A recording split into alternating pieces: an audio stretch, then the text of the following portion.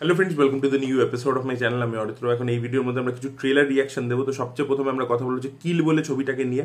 তো এই ছবিটা কিন্তু সিখিয়া এন্টারটেনমেন্ট এবং ধর্মা প্রোডাকশন মিলে প্রডিউস করেছে এবং ইন্ডিয়ার সবচেয়ে গরিয়াস ছবি বলে তারা বিক্রি করছে। এই ছবিটা কিন্তু তৈরি হয়েছিল এবং টরন্টো ইন্টারন্যাশনাল ফিল্ম ফেস্টিভ্যালে খুব প্রশংসা পেয়েছে। লায়ন্স গেট এটা ইন্টারন্যাশনাল ডিস্ট্রিবিউশন করছে। এই টিজারটা যখন এসেছিল আমার পার্সোনালি ভালো লেগেছিল, আমি সেখানেও রিয়াকশন দিয়েছিলাম। ট্রেলারটা যেটা এসেছে, তখন টিজারটা আমাদেরকে যা দেখিয়েছে, ট্রেলারটা এক্স্যাক্টলি তারই একটা এক্সটেন্ডেড ভার্সন দেখাচ্ছে। অ্যাকচুয়ালি এই ছবিটার মধ্যে গল্প ইত্যাদি তো কিছু সেরকম নেই, মানে প্লটটা তো ওয়েফার থিম, যে একটা ট্রেন আছে, সেখানে এই মেয়েটা এবং তার ফ্যামিলি যাচ্ছে। এবার এই ট্রেনে কিছু ডাকাতরা উঠেছে, যারাও কিন্তু বাধ্য, যারাও কিন্তু ডাকাতি করছে একটা সিচুয়েশনে পড়ে, যাদের মধ্যে আশিস বিদ্যার্থী, তাদের হয়তো গ্রুপের হেড ইত্যাদি, তারা ঢুকে পড়েছে। এবং এই যে মেয়েটা, তার যে বয়ফ্রেন্ড, যার সাথে ওর অনেক দিনের প্রেম ছিল, সে একজন আর্মি অফিসার। তো সেও এখানে উঠেছে ওর বাড়ির লোকেদেরকে কনভিন্স করার জন্য, মেয়েটাকে প্রেম নিবেদন করবার জন্য, ইত্যাদির জন্য। এবার এদের দুটো গ্রুপের ক্ল্যাশ হচ্ছে আর কি। তো সেটা নিয়ে বাকিটা পুরোটাই অ্যাকশন, মানে স্পেকটাকেল বেসড ছবি আর কি। একটার পর একটা অ্যাকশন সিকোয়েন্স হবে এবং সেটা কতটা মানে ব্রুটাল হবে, কতটা গড়ি হবে, সেটা নিয়ে আর কি। যেরকম রেড রিডেমশন যে জনরার মধ্যে পড়ে, এটা ইন্ডিয়ার রেড রিডেমশন বলা যেতে পারে আর কি। এবার দেখুন, টিজারেও যেটা আমরা দেখেছিলাম যে এখানে অ্যাকশনটার উপর প্রচন্ড এমফেসিস করা হয়েছে এবং অ্যাকশনটা কিন্তু যথেষ্ট ইমপ্রেসিভ।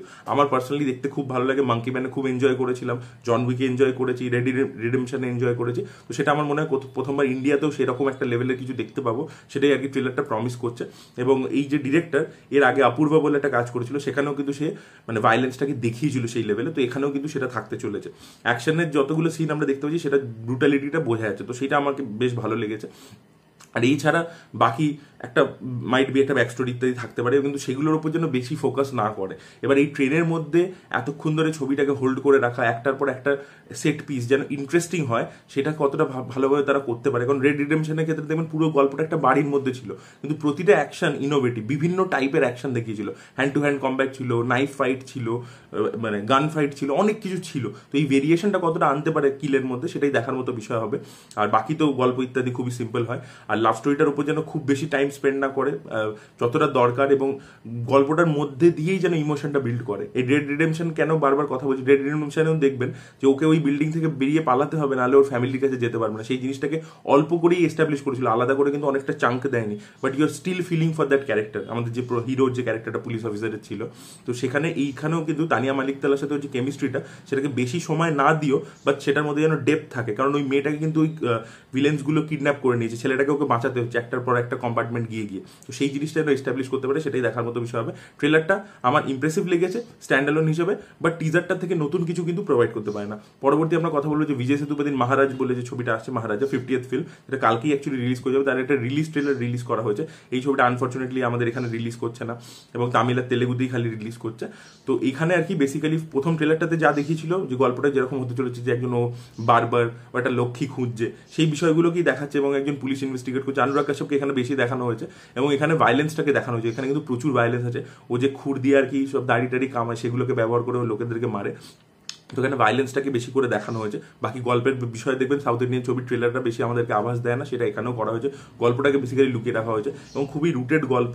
দেখা যাক কিরকম হয়। পারফরমেন্স বলুন আর ভায়োলেন্স বলুন, এই দুটোই কিন্তু এই ট্রেলারের মধ্যে খুবই ভালো লাগছে। খুবই গড়ি একটা ছবি হয়েছে এবং এটার একটা স্পেশাল স্ক্রিনিং তামিলনাড়ুতে হয়েছিল, যেখান থেকে কিন্তু খুব ভালো নাকি ফিডব্যাক শোনা যাচ্ছে। তো দেখা যাক ছবিটা কিরকম হয়। কালকে বক্স অফিসে রিলিজ হওয়ার পরে কতটা সাকসেসফুল হয় বিজয় সেতুপতির 50th ফিল্ম, দেখা যাক ছবিটা কতটা সফল হয়, সেটাই দেখার মতো বিষয় হবে। ছবিটা যখনই ওটিটিতে আসুক বা যদি এখানে রিলিজ করে, তো দেখা যাক সেটা কিভাবে আর কি, বা যদি স্ক্রিনের জোগাড় করতে পারি, দেখা যাক সেটা সেইভাবে দেখা যায় কিনা। আমি ছবিটা দেখার জন্য মুখিয়ে আছি। ট্রেলারটা আপনারা না দেখে থাকলে চেক আউট করতে পারেন, বেশ ভালো ট্রেলার হয়েছে। আর লাস্ট আমরা কথা বলবো হচ্ছে একটা বাঙালি ওয়েব সিরিজ নিয়ে, যেটা হইচইতে রিলিজ করবে খুব শীঘ্রই, বোকা বাক্সতে বন্দি, যেটা দেবালয় ভট্টাচার্য পরিচালনা করেছেন। এটাতে সোলাঙ্কি লিড চরিত্র প্লে করছে। তো এটা একটা বেসিক্যালি কনসেপ্টটা আমার বেশ ভালো লেগেছে। কনসেপ্টটা অনেকটা আমাকে জিম ক্যাটির ছবি ট্রুম্যান শো এর কথা মনে করা ছিল, যে একটি মেয়ে রয়েছে অপলা বলে, যে সিরিয়ালে পাঠ করে। এবার একদিন সে গেছে সেটে, সে সেদিনকেই ডিসাইড করেছে আমি সিরিয়ালটা ছেড়ে দেবো। এবার সিরিয়ালে সেটে গিয়ে সে দেখছে তাকে সবাই বলছে যে তুমি এই ক্যারেক্টারটা, মানে ও যে ক্যারেক্টারটা প্লে করে সেটাই তুমি রিয়েলিটি হয়ে গেছে ওর। এবার সবাই কি অ্যাক্ট করছে, ওকে কি কিছুর মধ্যে ফাঁসানো হচ্ছে, ও কি এখান থেকে বেরোতে পারবে, নাকি ও একটা কিছুর মধ্যে ফেসে গেছে, এখান থেকে বেরোতেই পারছে না।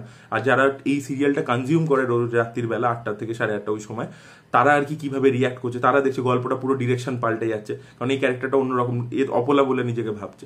তো এই যে আর কি রিয়েল লাইফ এবং স্ক্রিনের লাইফ, এই দুটোর কোথাও একটা কলিশন, তো সেটা কিভাবে দেবালয় ভট্টাচার্য দেখায়। ট্রুম্যান শোতে কি ছিল, যে ব্যাপারটা পুরোটাই স্টেজড এবং সেখানে নানান রকম জিনিসপত্র হচ্ছিল। তো এখানে কি জিনিসটা ইন্টারনাল একটা কনফ্লিক্ট, যে একটা টাইমের পরে ক্যারেক্টারটা একটা পার্ট প্লে করতে করতে সেটাই নিজেকে ভাবতে শুরু করছে, এরকমও হতে পারে।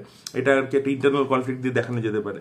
তো সেরকম কি কিছু হচ্ছে, নাকি এটা পুরোটাই ওর সাথে কেউ প্ল্যান করে করছে, কোনো মোটিভ আছে তাদের, কি হচ্ছে এক্স্যাক্টলি সেটাই, মানে কি কারণটা হয় এবং কতটা ইন্টারেস্টিংলি দেখাতে পারে। এবং সিরিয়ালে অ্যাস্থেটিক্সটাকে ইউজ করছে, সেটাকে নিয়ে সেটার উপর একটা মানে খিল্লি করছে সেটাকে নিয়ে, সেগুলো সব ঠিক আছে, সেই উপরে মকরিগুলো ঠিক আছে, কিন্তু ভিতরে মিস্ট্রিটা কি, সেটা কিভাবে আনফোল্ড হয় সেটাই দেখার মতো বিষয় হবে।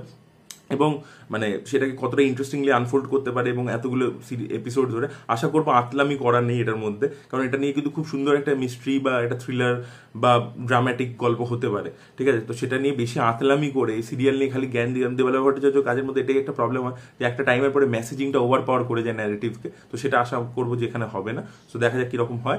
আপনাদের কি মতামত অবশ্যই কমেন্ট সেকশনে জানাবেন। এই ভিডিওটা ভালো লেগে থাকলে লাইক করুন, শেয়ার করুন, চ্যানেলকে সাবস্ক্রাইব করতে ভুলবেন। Thank you, bye by.